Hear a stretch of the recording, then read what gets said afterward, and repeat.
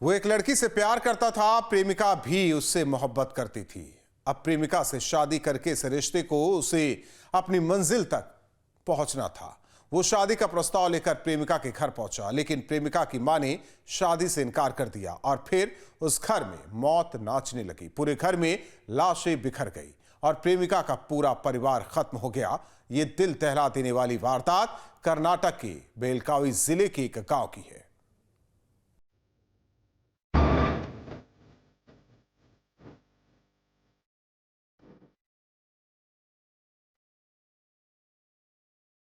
पूरे घर में बिखरा खून, घर के हर सामान पर खून के निशान, अंदर से लेकर बाहर तक बस खून ही खून।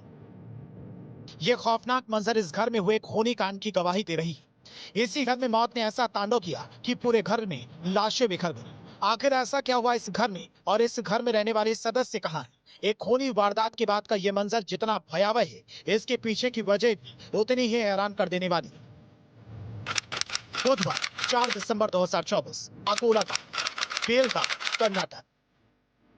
बीती बुधवार की रात अचानक इसी घर में चीख पुकार मच गई। शोर शराबा सुनकर जब तक पड़ोसी इस घर में पहुंचे तो वहां 40 साल मंगला और उनके 20 साल के बेटे प्रज्वल की खून से लथपथ लाश पड़ी थी।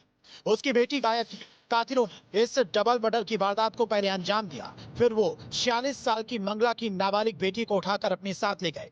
सूचना पर पुलिस मौके पर पहुंची, पर सवाल था क्या फिर महिला और उसकी बेटी की इतनी बेरहमी से हत्या क्यों की गई? और जब इस दोहरे हत्याकांड की वजह पता चली तो सामने आया एक सिरफिरे आशिक का खूनी कांड, जिसका नाम है रवि।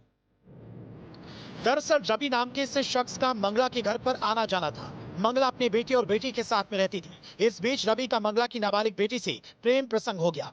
महिला की बेटी भी आरोपी रवि से मोहब्बत करने लगी थी, लेकिन मंगला इस रिश्ते के खिलाफ थी। लेकिन उसे क्या पता था कि इस रिश्ते का विरोध करना ही उसके और उसके बेटी की हत्या की वजह बन जाएगी। बुधवार देर रात को 32 साल का रवि अपने दोस्त लोकेश के साथ भी मंगला नायक के घर पहुंचा था। उसने महिला से न सिर्फ उसकी बेटी और अपने रिश्ते के बारे में बताया, बल्कि उसके सामने शादी का प्रस्ताव भी रखा। लेकिन मंगला तुरंत रवि के इस शादी के प्रस्ताव को ठुकरा दिया। इसके बाद रवि उसके दोस्त की मंगला से बहस होने लगी। इसी बहस में सिरफिरे आशिक रवि ने तेज धारदार हथियार से अपनी ही गर्लफ्रेंड की मां को मौत के घाट उतार दिया। उसके बाद उसने प्रेमिका की 20 साल के भाई प्रज्वल की भी हत्या कर दी। दोनों की हत्या करने के बाद आरोपी अपनी नाबालिग प्रेमिका को उठाकर अपने साथ ले गया। रवि और उसके दोस्त को नाबालिग को ले जाते हुए गांव वालों ने देख लिया था। ग्रामीणों ने तुरंत इसकी सूचना पुलिस को दी, जिसके बाद पुलिस ने विशेष टीम का गठन किया और चंद घंटों में आरोपियों को गिरफ्तार कर सलाखों के पीछे पहुंचा दिया। साथ ही उनके कब्जे से नाबालिग लड़की को भी सुरक्षित छुड़वाया।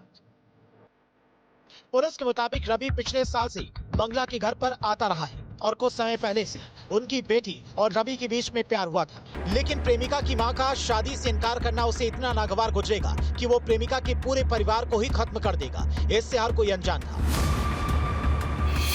ಸೊ ಯಾವಾಗ ತಾಯಿ ಬೇಡ ಅಂತ ಹೇಳಿದ್ರು ಆ ವಿಚಾರವಾಗಿ ಇವನು ದ್ವೇಷ ಸಾಧಿಸ್ತಾ ಇದ್ದ ಅನ್ನೋಂಥದ್ದು.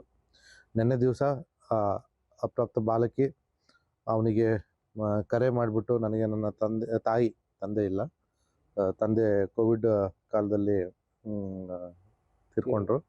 ಸೊ ಹಾಗಾಗಿ ತಾಯಿ ಮತ್ತು ಅಣ್ಣ ನನಗೆ ತುಂಬ ತೊಂದರೆ ಕೊಡ್ತಾ ಇದ್ದಾರೆ ಅನ್ನೋಂಥ ಮಾತನ್ನು ಬೆಳಿಗ್ಗೆ ಒಂದು ಸತಿ ಹೇಳ್ತಾಳೆ, ಮತ್ತು ಮಧ್ಯಾಹ್ನ ಕೂಡ ಸುಮಾರು 5 ಗಂಟೆಗೆ ಫೋನ್ ಮಾಡಿ ಹೇಳಿರ್ತಾಳೆ, ಮಧ್ಯಾಹ್ನ ಸಂಜೆ ಸಮಯದಲ್ಲಿ.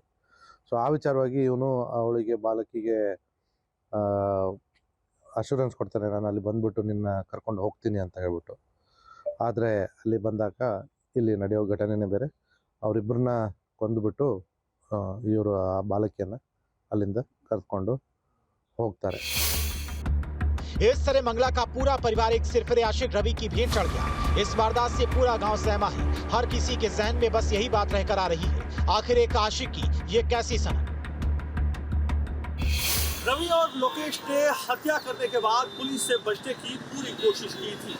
रवि ने अपने खून से लथपथ कमरे जलाने की कोशिश की तो लोकेश ने अपने घर में ही आग लगा दी। लेकिन पुलिस मौके पर पहुंची और सबूत पूरी तरह से नष्ट होने से पहले ही रवि और लोकेश को दबोच दिया। पूछताछ में रवि ने अपना जुर्म कबूल कर लिया। बेंगलुरु से वीडियो जर्नलिस्ट मोदी के साथ यासर मुश्ताक, न्यूज़ 8 उत्तर प्रदेश।